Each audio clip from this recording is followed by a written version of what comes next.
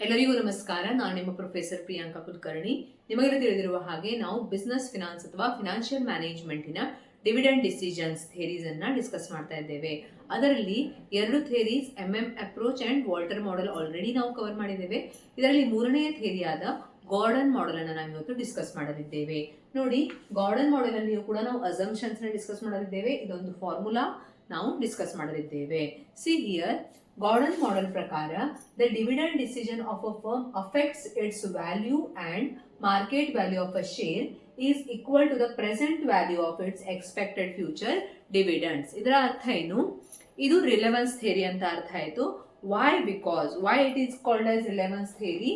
See here, the dividend decisions, ನೀವು ತೆಗೆದುಕೊಳ್ಳುತ್ತಿರುವಂತಹ, ನಿಮ್ಮ company ತೆಗೆದುಕೊಳ್ಳುತ್ತಿರುವಂತಹ dividend decisions ಆ ಕಂಪನಿಯ market value of a share ಮತ್ತು ಫರ್ಮಿನ ವ್ಯಾಲ್ಯೂ ಅನ್ನ ಅಫೆಕ್ಟ್ ಮಾಡುತ್ತೆ ಅಂತ ಹೇಳ್ತಾ ಇದ್ದಾರೆ. Okay, it affects its value and the dividend decision of a firm. Dividend decision, ಆ ಒಂದು ಫರ್ಮ್ ತೆಗೆದುಕೊಳ್ಳುವಂತಹ ಡಿವಿಡೆಂಡ್ ಡಿಸಿಷನ್ ಫರ್ಮಿನ ಮಾರ್ಕೆಟ್ ವ್ಯಾಲ್ಯೂ ಅನ್ನ ಮತ್ತು ಫರ್ಮಿನ ಶೇರಿನ ಮಾರ್ಕೆಟ್ ವ್ಯಾಲ್ಯೂ ಅನ್ನ ಮತ್ತು ಫರ್ಮಿನ ವ್ಯಾಲ್ಯೂ ಅನ್ನ ಅಫೆಕ್ಟ್ ಮಾಡುತ್ತೆ. Okay, decision of a firm affects its value means value of firm. Okay, value of firm and market value of share, ಇದೆರಡನ್ನೋದು ಇಂಪ್ಯಾಕ್ಟ್ ಮಾಡುತ್ತೆ.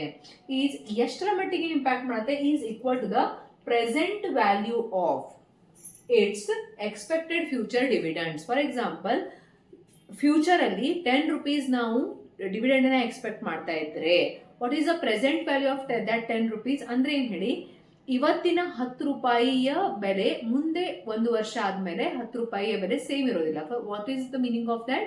ಟೈಮ್ ವ್ಯಾಲ್ಯೂ ಆಫ್ ಮನಿ ಅಂತೀವಿ ನಾವು. ಅಂದ್ರೆ ನಿಮಗೆ ಗೊತ್ತಿರಬಹುದು, ನಾವು ಇವತ್ತು 10 ರೂಪಾಯಿಗೆ ಏನು ವಸ್ತುವನ್ನ ಖರೀದಿ ಮಾಡಬಹುದು, 10 ವರ್ಷದ ಹಿಂದೆ ನಾವು ಅದಕ್ಕಿಂತ ಜಾಸ್ತಿ ವಸ್ತುವನ್ನ ಖರೀದಿ ಮಾಡಬಹುದಿತ್ತು. ಟೈಮ್ ವ್ಯಾಲ್ಯೂ ಆಫ್ ಮನಿ ಅಂತೀವಿ ನಾವು ಅದಕ್ಕೆ.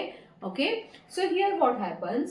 Present value of its expected future earnings. Future ಅಲ್ಲಿ ನಾವು ಎಷ್ಟು ಡಿವಿಡೆಂಡ್ ಅನ್ನ ಎಕ್ಸ್ಪೆಕ್ಟ್ ಮಾಡ್ತಾ ಇದ್ದೀವಿ, ಅದರ ಪ್ರೆಸೆಂಟ್ ವ್ಯಾಲ್ಯೂ ಎಷ್ಟಿದೆ ಅಷ್ಟರ ಮಟ್ಟಿಗೆ ಇದು ಇಫೆಕ್ಟ್ ಮಾಡುತ್ತೆ.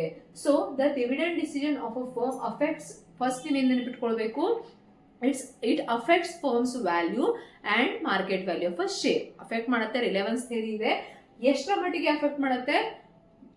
ಆ ಕಂಪನಿ ಫ್ಯೂಚರ್ ಅಲ್ಲಿ ಕೊಡಬಹುದಾದಂತಹ ಡಿವಿಡೆಂಡಿನ ಪ್ರೆಸೆಂಟ್ ವ್ಯಾಲ್ಯೂ ಎಷ್ಟಿದೆ ಅಷ್ಟರ ಮಟ್ಟಿಗೆ ಇಫೆಕ್ಟ್ ಮಾಡುತ್ತೆ. Okay, then what are the assumptions? Assumptions ಏನೇನು? What are the assumptions of the theory? First one, what is the first assumption? Firm is a all equity firm. Firm ಏನಿದೆ? all equity firm ಆಗಿದೆ. ಅಂದ್ರೆ ಏನು? Firm ಅಲ್ಲಿ ಯಾವುದೇ ರೀತಿಯ debt ಇಲ್ಲ, ಯಾವುದೇ ರೀತಿಯ ಸಾಲ ಇಲ್ಲ ಅಂತ ಅರ್ಥ. First one is firm is all equity firm. Okay, all equity firm, ಇದರ ಅರ್ಥ ಏನು? No debt. there is no debt in company. First one. Okay, second assumption of Gordon model, IRR will remain constant. ನೋಡಿ, ಯಾವ್ಯಾವುದು constant ಆಗಿರುತ್ತೆ ಇಲ್ಲಿ ನೋಡಿ. IRR will remain constant. Short ಅಲ್ಲಿ ನಾನು ಹೇಳ್ತಾ ಹೋಗ್ತೀನಿ, ಹಾಗೆ ನೆನ್ಪಿಟ್ಕೊಳ್ಬೇಕು. IRR will remain constant. KE will remain constant. KE will remain constant. Growth rate is also constant. Fourth one, growth rate, G is also constant. G will also remain constant. Then KE is more than G. KE is always more than G. Short ನೆನಪಿಟ್ಕೊಳ್ಳಿ, ನಾನು in detail ನಿಮ್ಗೆ ಹೇಳ್ತೀನಿ ಮತ್ತೆ. KE is more than G. Then all investment proposals of the firms are to be financed through retained earning. Finance is through retained earning. Financed through retained earning. Okay, so what is the first assumption? Firm is all equity firm. There is no debt. Easy alva? First one is easy. All equity firm ಅಂದ್ರೆ firm ಅಲ್ಲಿ ಯಾವುದೇ ರೀತಿಯ ಸಾಲ ಇಲ್ಲ. Firm ಯಾವುದೇ ರೀತಿಯ ಸಾಲವನ್ನ ತೆಗೆದುಕೊಳ್ತಾ ಇಲ್ಲ. ಸೆಕೆಂಡ್ ಒನ್, IRR ಅಂದ್ರೆ ಏನ್ ಹೇಳಿ? Internal rate of return. IRR constant ಆಗಿರುತ್ತೆ. IRR will remain constant because change in IRR will change the growth rate. ನೋಡಿ, IRR ಯಾವತ್ತೂ ಕಾನ್ಸ್ಟೆಂಟ್ ಆಗಿರುತ್ತೆ, ಯಾಕಂದ್ರೆ IRR ಚೇಂಜ್ ಆದ್ರೆ ಗ್ರೋತ್ ರೇಟ್ ಚೇಂಜ್ ಆಗುತ್ತೆ. Internal rate of return change ಆದ್ರೆ growth rate change ಆಗುತ್ತೆ. So IRR is always constant. IRR will change, the growth rate will also change. Consequently, the value will be affected. Hence, the assumption is necessary. ಹೇಗೆ ನೆನಪಿಟ್ಕೊಳ್ಬೇಕು? IRR constant ಅನ್ನೋದನ್ನ ಮೊದಲು ನೆನಪಿಟ್ಕೊಳ್ಬೇಕು. Why? Because if IRR is changing, then G will also change. Growth rate to change ಆಗುತ್ತೆ. Okay, next ಏನು ಹೇಳಿ? KE will remain constant. KE ಅಂದ್ರೆ cost of equity. Cost of equity will remain constant because change in discount rate will affect the present value. ಯಾಕಂದ್ರೆ ಇದರಲ್ಲಿ change ಆದರೆ present value impact ಆಗುತ್ತೆ.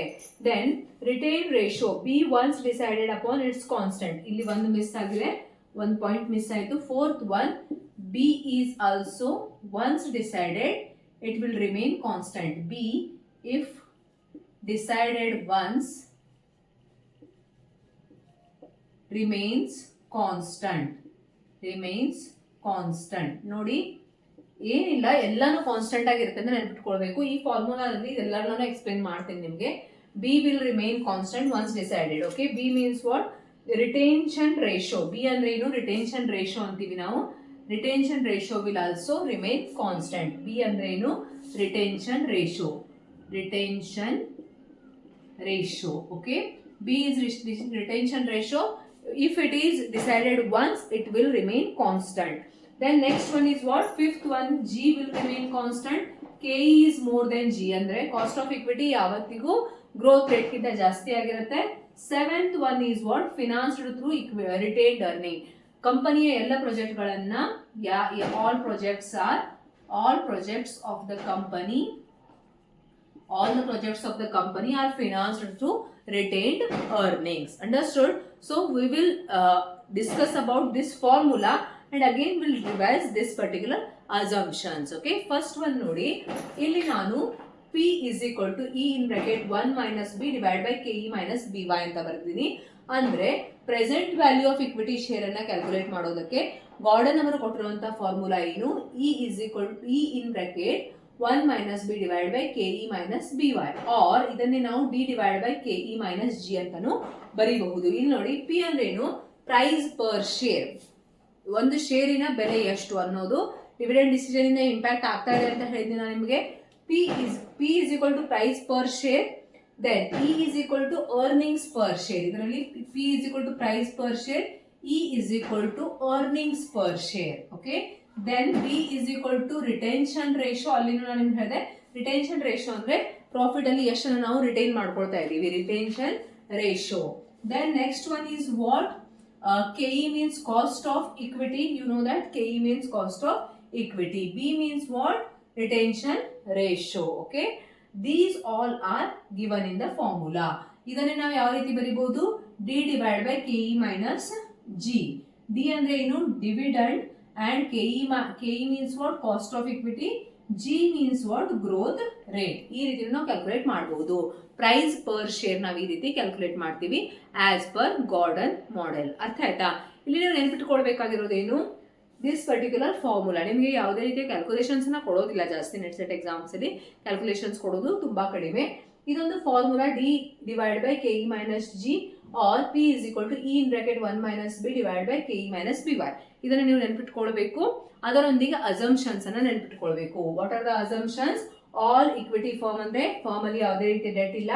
IRR is constant, internal rate of return is constant, KE is constant, G is constant, B means retention ratio is also constant. All are constant. KE is more than G. Okay, KE ಅನ್ನೋದು cost of equity growth rate ಗಿಂತ ಜಾಸ್ತಿ ಆಗಿರುತ್ತೆ. ಮತ್ತೆ ಕಂಪನಿಯ ಎಲ್ಲ projects ಅನ್ನ retain earning ಇಂದಾನೇ finance ಮಾಡ್ತಾರೆ, ಅಂದ್ರೆ ಯಾವುದೇ ರೀತಿಯ ಸಾಲವನ್ನು ತೆಗೆದುಕೊಳ್ಳೋದಿಲ್ಲ. ಈ ರೀತಿ ಗಾರ್ಡನ್ ಮಾಡೆಲ್ ಅನ್ನ ಎಕ್ಸ್ಪ್ಲೇನ್ ಮಾಡ್ತಾರೆ.